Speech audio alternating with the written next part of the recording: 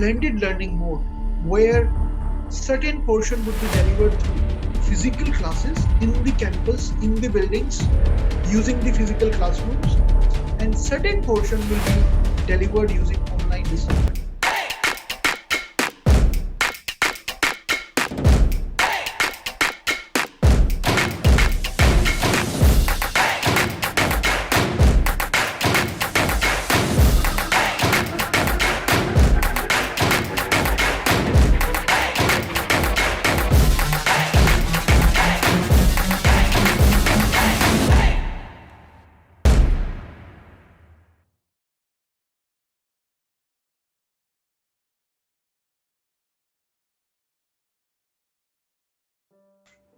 Hello and welcome to the Honest Talk by Fake Folks. I'm Harsh Pandey. For this particular session, our guest will be Dr. Vikas Singh, sir, who is here with us.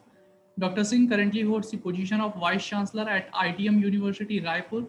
He is an accomplished higher educational leader with experience in establishment and growth of multidisciplinary universities.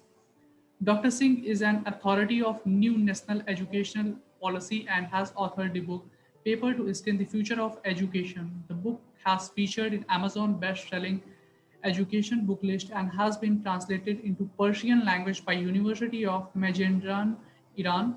And I believe his profile has so many things, so many glories, which I won't be able to explain in next few minutes. But I'm pretty sure during this conversation, we are going to learn a lot from him. So first of all, sir, I welcome you to in this session. Thank you so much for joining and agreeing to share your thoughts with us. Thank you so much, Harsh, for inviting me.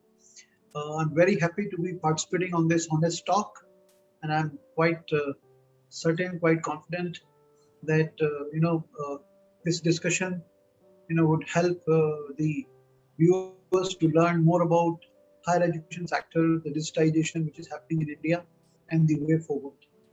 Correct, sir. It's our pleasure too. So moving to the topic of today's session, which we have chosen is what the shift to virtual learning could mean for the future of higher ed. We must admit that face-to-face interaction between teacher and students along with vibrant and healthy debate amongst peers within the classroom and outside are the integral part of to quality education as envisioned by sustainable development goals. So my very first question to you is what the shift to virtual learning could mean for the future of higher ed. You know, the digital learning in higher education, it's going to be there now. Why I'm saying it's going to be there because there has been tremendous change, tremendous opportunity, because of this COVID situation. And why I'm saying this is, because before this pandemic situation, only 3% of students or 3% of higher education system was online. And today, world over, I'm not talking about in India, 3% across the world was online using digital mediums, digital mode. But today it's 100%.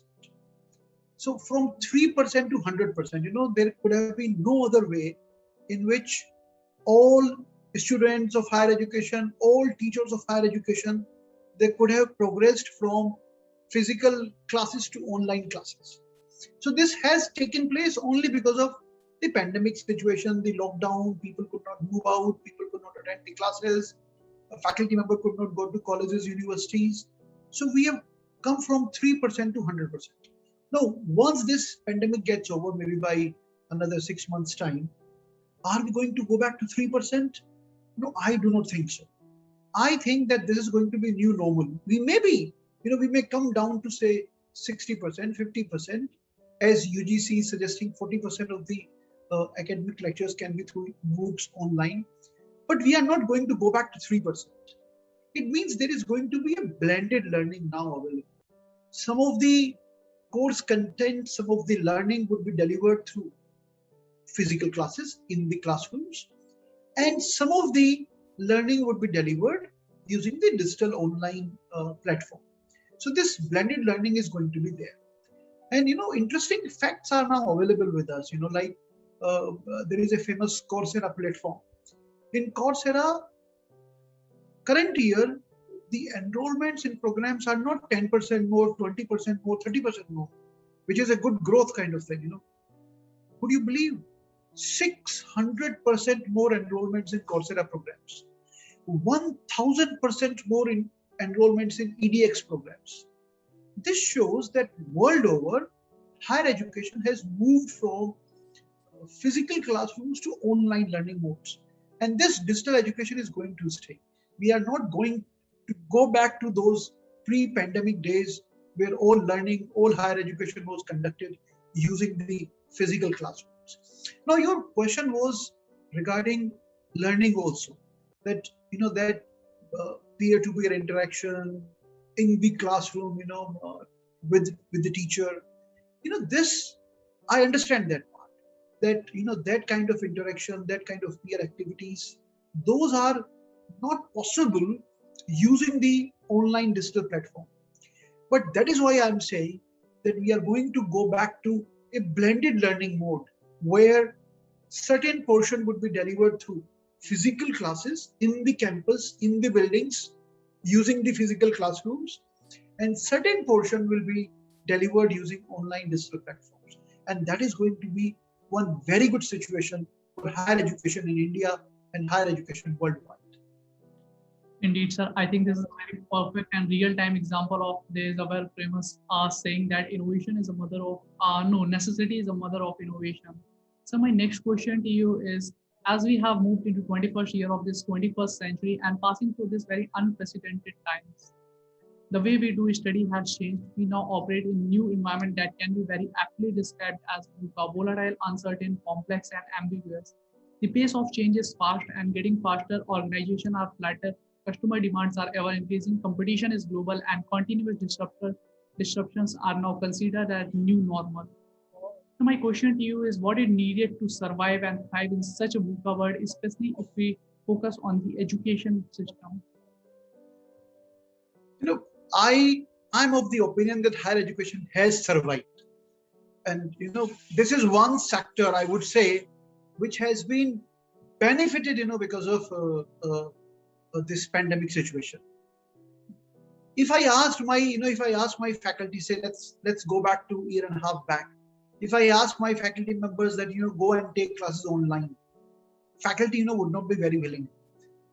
Students were already on digital platforms. They were using TikTok, they were using Instagram, they were using Snapchat. They were all online. They were using video games, a lot of video games, online games they were playing. So they were all very, netizens kind of population. All the young kids were very happy, comfortable using their mobile phones and using the digital world. The difficult part was the teachers. Teachers were not very acquainted or trained in the digital, platform. But today you look at any class, because being the head of the university at, ITM University, every day I go and look at, various lectures which are conducted in various schools. It can be School of Management, it can be School of Law, School of Architecture, School of Engineering. I go to their lectures and see that now all the teachers are using this platform very effectively. All the male teachers and female teachers, they are coming up, as heroes and heroines. They know how to use camera. They know how to use light. They know how to, where to fix the camera. So they have learned the art of digital classes, which was not there, in the pre-pandemic days.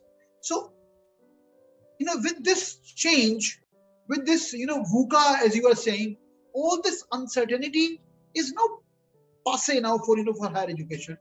Whatever difficult situation could have been, we have witnessed that, and I would say that higher education has come out stronger using this opportunity. Rather, it has been a blessing in disguise for higher education, and we have come out stronger, because of this uncertainty in the delivery medium.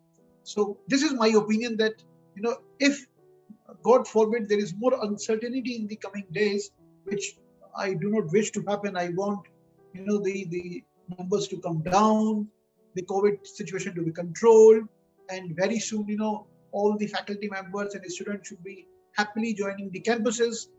But even if this uncertainty remains, higher education has proven that they could thrive and survive in these difficult times. Indeed, sir. I think it's very hard to disagree with you in this point. Sir, previously what we have seen is that the university is having good infrastructure, good teachers, were performing well. In comparison to the university, don't have that much kind of infrastructure or that much kind of the resources. But during this pandemic, the situation has changed. So, sir, do you believe it has given a chance to given to showcase those universities which are not performing well in this physical environment? They can uplift in this kind of environment. This is a typical question, you're asking that because when I'm saying 100%, 100% means all universities, all higher education colleges, they have shifted towards online. Some, those who were having the infrastructure in place, teachers were already trained, they were having some online distance learning kind of courses. They could, you know, quickly move from physical class to online class. They took 1 week, 2 week, like in my case, and also this was dependent on the leadership, position. In my institution, uh, 19th, was 21st was the lockdown, 21st last year, March. And within a week, we were all delivering all the lectures online. So some of the universities, institutions could start in 1 week, some took 1 month, but eventually every institution, every higher education college and university went to online platform. So today, those who were not having that infrastructure, or those who were not having faculty members trained in that direction, now they have done that. And this is not a distinguishing feature anymore. The quality of teachers, we are going back to quality of content, quality of teachers, quality of the thoroughness of teachers on the subject material. That is going to be important. Learning management system, using Zoom, using Google Classroom, all these platforms now everybody has learned. So this is no more a distinguishing feature. Every university, every institution has moved to this now. So the distinguishing feature is again going back to the quality of faculty members which are actually taking classes, and those who are responsible for the learning outcomes for the students. All right, sir. I think this is the best part we Indians have, that we are very much, we can say, very much faster in learning these kind of technical things, and that is why we are the second largest tech-savvy country. Sir, my next question to you is thinking about the impact of coronavirus and the kinds of tool and services that could be focused on ensuring that students don't miss a beat in their learning. COVID-19 has brought home the reality that education technology that delivers great content and engages students and teachers never been more important. Thousands of entrepreneurs and innovation can help our students keep moving in their educational journey no matter where this virus disruption takes them. So my question to you is, how do you see the role, leadership, and their entrepreneurial skill in making it possible? EdTech is one area which is coming up in a big way, and this is basically use of technology uh, in an entrepreneurial way, because technology is a enabler, technology is a democratizer. When I'm saying democratizer means access is very important. In India, the higher education gross enrollment ratio is 26-27%, and of course the new education policy is trying to take it to 35%, 50%. But what is the meaning of this 27%? It means that remaining population, remaining 18 to 23 years old, kids, they are not enrolled in higher education programs. Now, there can be various reasons for that. My understanding is that the biggest reason is access to education. We do not have good higher education. Schools are available everywhere. Primary education is now more than 100% gross enrollment. Every village you go to in India, they have 2, 3 government schools. Every small kasbah is having private schools. But if you look at the higher education, you will not find good institutions available all across the country in all those cities and small places. Here, EdTech and use of technology can be in a big democratizer. And this entrepreneurial nature of Indians, is going to bring that platform to everyone. I am very confident that in the coming, years, this enrollment ratio will become very, it will increase in a big way, in fact more than what government of India is anticipating. In 1985, if I go back in history, 1985, Indira Gandhi National Open University was established, which was first open university system in India to make easy access to higher education to all Indians. Today you have so many platforms, as you are mentioning. We have Coursera, we have EDX, we have Udemy, we have NPTEL, we have online school platforms, National Open School. Now all good universities in India, or good private universities in India, NAC is now permitting, and this UGC is permitting them to start their online distance learning mode, ODL programs they are allowing. So I see this as a big opportunity. That, and then India is having a lot of young kids. We are 135 crore population, and we have youngest population in the world. If these young populations can be trained well, if we can ensure good vocational education, though in new education policy, government is saying that every UG program will have some content of vocational education. The purpose of this is that every student should be skilled, should be employable. We can be, in next 10 years, India can be largest exporter of trained human resource. If we look at the present situation, 60% of Indian people are involved in working population, I'm saying, are involved in agriculture and agriculture based industry. 60%. Second highest number is with construction industry. Third highest number is with textile industry. And these industries are not having very high paying jobs. These industries are having low value jobs. And why students are in those low value jobs? Because they are not trained well, they are not skilled well, they are not educated well. The only good industry in India where students are paid well and they are bringing good worth, IT industry is only employing about 4.55 million people. Only 50 lakh people are working in IT industry, and they are bringing in 180 million US dollars kind of business to India. So if our young people are trained, educated, made skilled, I'm very confident that next 30, 40, 50 years are going to be India years. Next 4-5 decades are going to be India decades. And these young kids, once they are trained well, using technology, using entrepreneurship, using edtech, once they are trained well, they are skilled well, they will be exported, I'm saying, to all across the world, be it US. Even today, you look at US, 58 CEOs of international fortune companies in US, in America, are people of Indian origin. Look at Citibank, look at Deloitte, look at Microsoft, look at these companies, Amazon. They are headed at CEO level by Indian, people.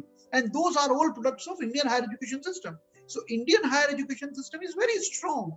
This access was a challenge.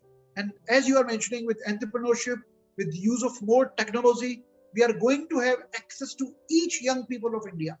And that is why I'm saying that coming 40, 50 years are going to be golden years for India. All right, sir, you have again given a very quite insightful answer from, and the viewers who are watching, I'm sure they are going to learn a lot from this session.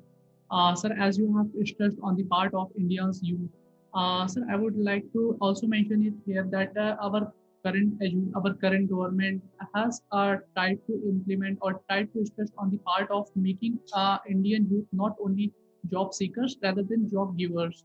They stressed on Yes. the part of whether it was Skill India, whether it was Make in India, whether it is current Atmanirbhar Bharat or Self-Reliant India. And also, our government believes that if we want to make India the $5 trillion economy by year 2025, then we need to stress on entrepreneurship. And also in the budget of Yes. 2021, when our finance minister was announcing, they told that government have no business to be in the business, and also stress on the part of entrepreneurship and innovation. So my question to you is, the educational section in India is growing swiftly with large private individuals collaborating with government to develop this sector. The government is also considering many steps to enhance the quality of education in India. Parents are now willingly enrolling their children in schools for good education from the primary level. My question to you is, how do you see the opportunities in educational entrepreneurship? You mentioned two very interesting parts. First part was regarding the entrepreneurship opportunities in India. I share personal examples with you. I'm in higher education for last 25 years now, and say 10 years back, when we were having the orientation program of new students, say 1,000 students are sitting in the auditorium, and I'm asking this question to them that how many of you are interested in becoming entrepreneurs after completing your higher education course, be it engineering or management? Hardly out of 1,000 people, 4 or 5 hands were going up. Today, if I ask the same question in the auditorium to these young kids, on the first day of their higher education orientation day program, good 15% students, 10% students raise their hands that yes, they would like to, start their business after the program is complete. And if I ask them that how many of you are interested to start your business 5 years from now or 5 years after completing your program, I tell you more than 30%, 35% of the auditorium will raise their hands. So this is, there are a lot of factors to this, but yes, our Honorable Prime Minister Narendra Modi ji, he has motivated these young kids in a big way by providing opportunities that they should not be only limited in their thinking process to, be job seekers. He has actually made the platform available. My institution is having two incubation centers. One incubation center is with the help of Department of Science and Technology by the name NewGen IEDC. Another incubation center is with the help of Ministry of MSME. And across these two incubation centers, I have my bandwidth of about 25 projects. DST is supporting giving 2.5 lakh rupees per year to the project, and MSME is giving support of up to 6 lakh rupees per year to a project. Now, young kids, those who have good ideas in mind, they have this kind of support, and this support is coming from Government of India. Using this support, they are creating good prototypes, and then colleges like us, universities like us, we are creating a platform where then they can go and meet with angel investors. We have signed MOUs with angel investors. In our case, we have one Singapore company, we have one Indian company with which we have signed MOUs. So once the idea is good, prototype is ready, idea is scalable, what university is doing? University is taking these ideas, taking these kids to those angel investors, those funding agencies. And if those funding agencies find the idea good, there is all possibility, all likelihood that their business can start. In last 3 years, 27 ideas have been converted into a startup companies now. So and 27 is not a small number, because 27 means these students had the confidence, passion, guts to start their own business. This number is growing, Harsh, every year. And because this is growing every year, I'm very confident that in the coming years, this will further, and this number is growing up exponentially.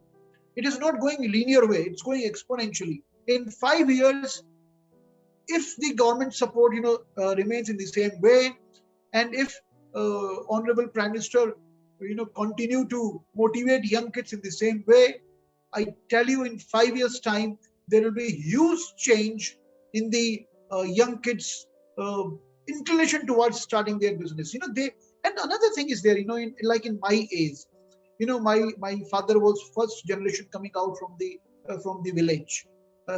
My grandfather was in village. My father was not having good amount money saved with him. This was the case moreover for all the people. But today, when you look at the young kids, those who are in higher education, they are third generation in cities, they are fourth generation in cities, they are second generation in cities. So they have more capacity to take risk. They have more support from the family to pursue their dreams, to pursue their passion. This change in demography of India is going to bring a lot of change in the higher education sector, in the higher education delivery platform, in the availability of entrepreneurship and entrepreneurial zeal in the kids. You made a very interesting remark. You said, entrepreneurship in the higher education. At the time of independence, there were only 20 universities in India, and there are about 500 higher education colleges across the country, whole country. 20 universities, 500 colleges. Today, in India, we have 1,000 plus universities, and we have 50,000 plus higher education colleges. So look at the reach and the access of higher education. All this has been possible. 76 to 80% of Indian higher education is by private sector only. When I'm saying private sector, it means all these universities, all these higher education colleges, they have come up by investment of private sector. And that is why there is huge entrepreneurship happening in higher education sector, and this is going to further grow. And as Indian government is trying to achieve 35% gross enrollment ratio, right now there are 4.5 crore, I would say, seats available in higher education. And government of India would like to have it about 6.87 crores by 2030. So in next about say 13-15 years, we are going to almost double our higher education seats. So it means universities from 1,000 will become 2,000. Higher education colleges will increase in number. So that kind of investment is going to come from private sector. So there is going to be a lot of opportunities for investment and entrepreneurship in higher education also for private sector. Indeed, sir. Again, that's my submission on your question, Harsh. Indeed, sir. Again, it was a quite insightful answer from your side, and the statistics and the data which you have shared about your institution, I'm sure it's going to inspire many of our viewers. And I must say, it's a kind of privilege today. We got to hear all those things from you, and I'm sure there is a lot more to learn from you. But today, sir, I don't want to take too much of your time. So, moving to my last question of this session, sir, what is your opinion on the new Indian education policy approved by Indian government last year? Will it change the future of Indian education system? Absolutely. This new national education policy is the need of the hour, and it requires another half an hour, 1 hour discussion if you would like to discuss this new national education policy. But I say this is a step in very right direction.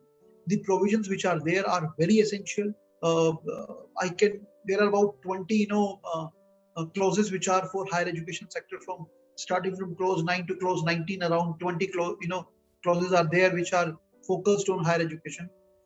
So higher education, vocational education, use of technology, use of skill education, adult education, access to education, all the challenge areas of higher education has been addressed very nicely in the new education policy. I can discuss in depth on those topics, but if you have any specific question, I'll be very happy to answer about this. But national education policy is a step in the right direction, and the overall scenario of higher education is going to change. We are going to have three kinds of higher education system. The major changes: we are going to have multidisciplinary universities. Standalone higher education colleges will cease to exist. We are going to have multidisciplinary universities. Now, a multidisciplinary university will be having an option to decide whether they would like to become a teaching university or whether they would like to become a research university. So if you would like to become a research university, then more focus would be on conducting research, having good labs, pursuing students pursuing PhD, support to them. All this will be their focus area. And if you are a teaching university, your focus will be more on making students employable, taking on new skills, vocational education, technology education. And the purpose would be that after learning from your university, teaching university, they should get good jobs all across the country. So there are so many provisions in new national education policy which are stepped in very correct, very right direction. I'm very confident that this is the need of the hour, and next 20-25 years we are going to have good progress in higher education because of the platform set up by the Honorable Prime Minister and the Government of India. Indeed, sir. So can we conclude that it is the very simple and obvious answer is that it is surely going to change the face of current Indian education system, and the change will be in the positive direction. Absolutely. Thank you so much, sir, for joining and giving your important time. It was a kind of healthy conversation with you on the topic. Thank you so much, sir. We look forward to conduct more such sessions with you in future. Thank you so much. It's a pleasure. It's a pleasure, Harsh. Thank you so much for inviting me. Same here. Thank you so much. All the best, and keep healthy, keep safe, and दो गज की दूरी, mask है जरूरी. Follow all the protocols of COVID guidelines. Do not roam around in the city. Do not go out. And this is my appeal to all young kids also, that follow the guidelines. Now, Indian government has allowed the 18 plus people to go for vaccination. That is the only safety from corona and pandemic. All vaccines are 100% safe. You should get yourself vaccinated as soon as possible. Immediately, I would say. So that's my message. And let's all be happy, be safe, be healthy. Thank you so much. Thank you so much, sir. It was a great message. And I think this is also the need of the hour. Thank you so much, sir. Thank you so much. Thank you so much. On the ground is where I stand. Never give up, that was always the plan. It's so cold outside, I'm alone